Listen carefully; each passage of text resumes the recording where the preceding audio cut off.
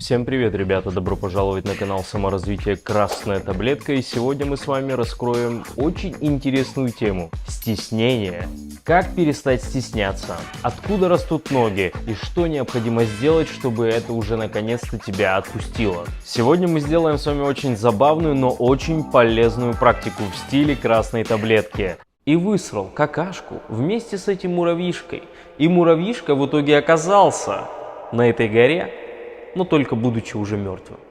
И вы перестанете бояться, тупить. Это видео будет очень полезно, особенно тем людям, кто боится заводить разговор, боятся записывать видео или вообще выступать как-либо на публике. Канал саморазвития Красная Таблетка.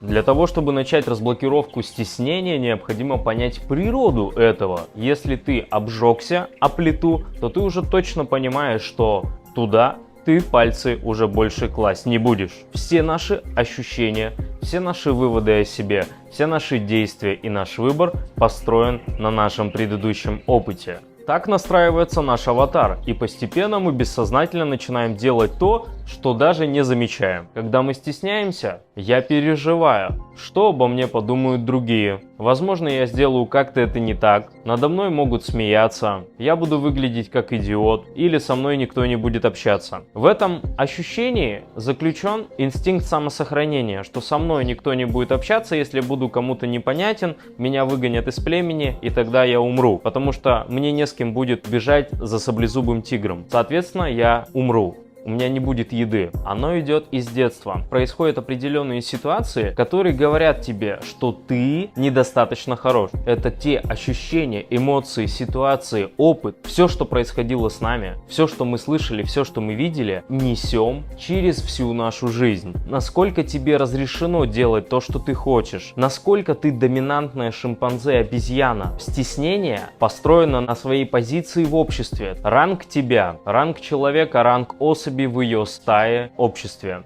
Так вот, представь, племена, государства, какие-то стаи среди животных, всегда есть какой-то главный. И обратите внимание, неважно, что сделает главный, все остальные слушаются или говорят, надо же как круто, или ищут этой тупой движухе оправдания. Если мы нырнем в историю, мы увидим, что все военачальники, все крутые мужики, все мощные личности делали все, что им хочется. В одном из рассказов популярного человека я уловил очень главную суть. Он говорит, когда я выхожу на сцену, неважно в каком я состоянии, неважно что я говорю, неважно что я делаю, мои зрители будут мне хлопать, все будут кайфовать. Мы животные, и если ты высокого ранга, тебе дозволено делать все. Когда рядом за столиком сидит здоровый мужик, курит или громко матерится и высаживает кого-нибудь по соседству, не все осмелятся подойти, высказать свои претензии, свои недовольства. Это доминантная шимпанзе, которой можно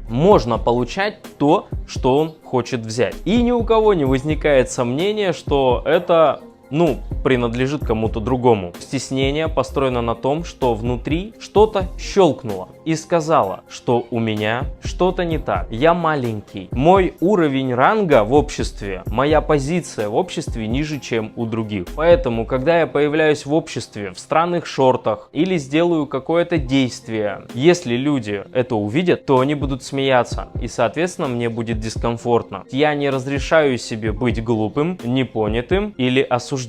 Потому что для меня очень сильно важно мнение окружающих. Посмотрите мое видео, что необходимо делать с мнением других. Это мощь. Человек психологически внутри фиксирует, что он меньше хуже, чем другие. Его проявление, его целеустремленность, его холеричность, его агрессия, она проявляется в малых объемах. Поэтому так важно проанализировать весь предыдущий детский опыт. Что было с родителями? Как они тебя воспитывали, что было в школе, что говорили тебе одноклассники, что говорили тебе девочки, мальчики, какое ощущение у тебя сложилось к твоей внешности, как ты относишься к себе. И это очень мощно давит на чувство уверенности в себе. Эта стеснительность проявляется таким образом, что я маленький, я не могу делать то, что я хочу. Если вдруг я сделаю какой-то бред, меня не поймут, засмеют, для меня мнение важно других, я лучше это делать не буду. Так вот, я могу сказать, что ошибаться стесняться. На самом деле это очень нормально. Быть непонятым — это очень нормально. И поэтому необходимо прокачать ощущение уверенности в себе,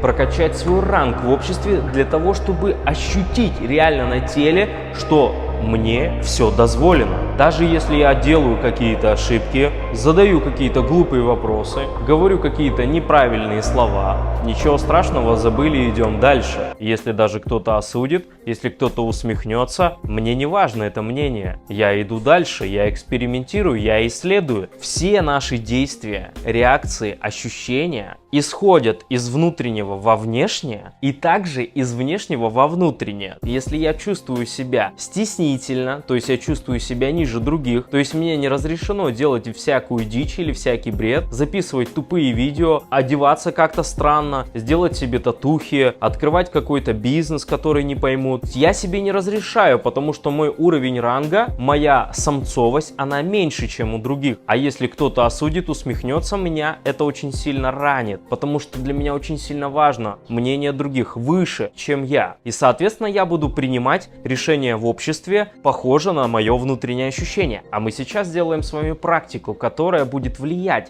из внешнего во внутреннее. Я думаю, вы замечали, что когда вы хотите что-то сказать кому-то и стесняетесь, у вас не складываются предложения, слова, получается какой-то бред. Приходит очень глубокое стеснение. Настолько мощный тормоз, что ты даже не можешь высказать, выговорить хоть какое-либо слово и даже букву. Так вот, речь является одним из самых мощных методов для того, чтобы прокачивать свою личность, проявленность и повышать свой уровень ранга. Как вы думаете, почему гориллы кричат, рычат, медведи очень громко? Это проявление самцовости, уровня доминантности. Доминантная особь может кричать, может быть более заметна, может делать то, что она хочет. Многие люди боятся быть непонятыми другими, поэтому давайте сегодня прокачаем как раз эту часть.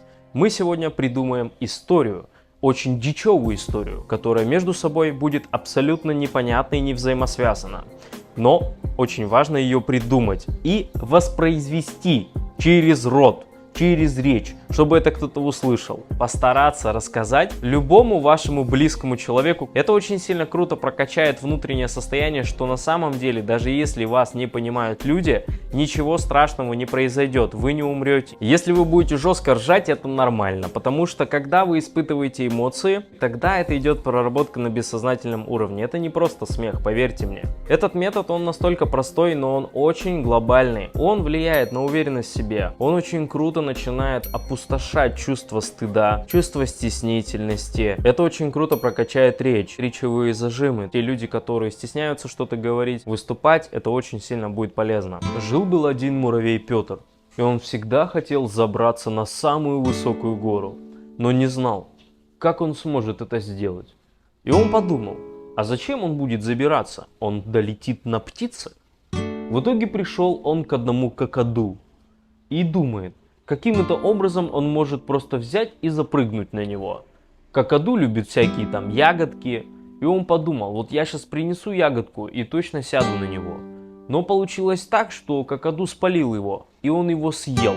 Но самое важное, какаду долетел до этой горы и высрал какашку вместе с этим муравьишкой. И муравьишка в итоге оказался на этой горе, но только будучи уже мертвым. Все наши мечты сбываются.